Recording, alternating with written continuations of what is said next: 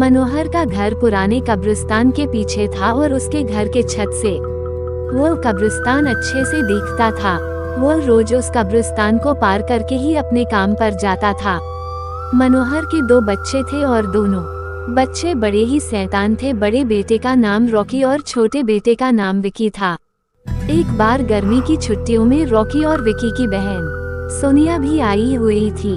तीनों मिलकर रात के लगभग 12 बजे एक रूम में ट्रूथ और डेयर खेल रहे थे।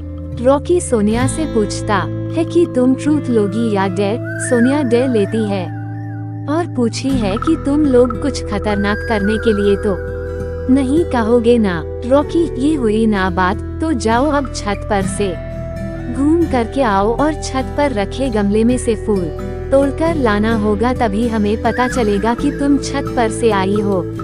सोनिया, छत पर से तो कब्रिस्तान दिखता है। नहीं, मैं नहीं जाऊंगी।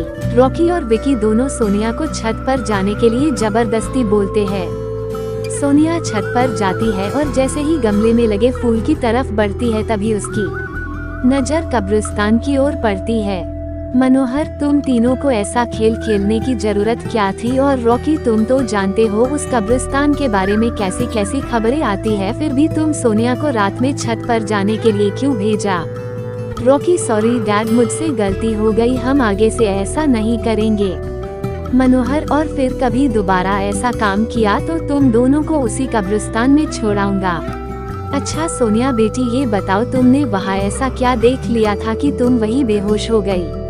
सोनिया सहमी हुई हालत में मनोहर को सारी बात बताती है कि उसने क्या देखा। मनोहर ने उस कब्रिस्तान के बारे में ऐसी खबरें पहले भी सुनी हुई थी, इसलिए वह सोनिया को डांटता नहीं है और बच्चों को संभल कर रहने की सलाह देता है। एक दिन मनोहर को काम से छुट्टी मिलने में देर हो जाती है और उस दिन उसे ऑटो भी नहीं मिलता है। वह पैदल ही घर की ओर चल पड़ता है।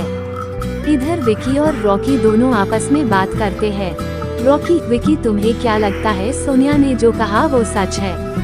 मुझे तो लगता है कि वो सिर्फ बातें बना रही है, वो उसका भ्रम होगा। विकी, अरे नहीं भाई, तुमने उसकी हालत देखी नहीं, एक दिन भी और यहाँ रुकने को तैयार नहीं हुई। मुझे लगता है कि उसने सच में कुछ देखा होगा। रॉकी, चलो हम कब्रिस्तान में जाकर खुद ही देख लेते हैं। विकी, अरे भाई तुम पागल तो नहीं हो गए हो? मुझे अपनी जान बहुत प्यारी है, मैं कहीं नहीं जाऊंगा और तुम भी मत जाओ। विकी के मना करने के बावजूद रॉकी नहीं मानता है और वह अकेले ही कब्रिस्तान की ओर चल देता है। कब्रिस्तान का दरवाजा खोलता है और अंदर चला जाता है। वो उस पेड़ की ओर भी देखता है जिस पर सोनिया को सर कटी हुई उल्टी लाश दिखी थी।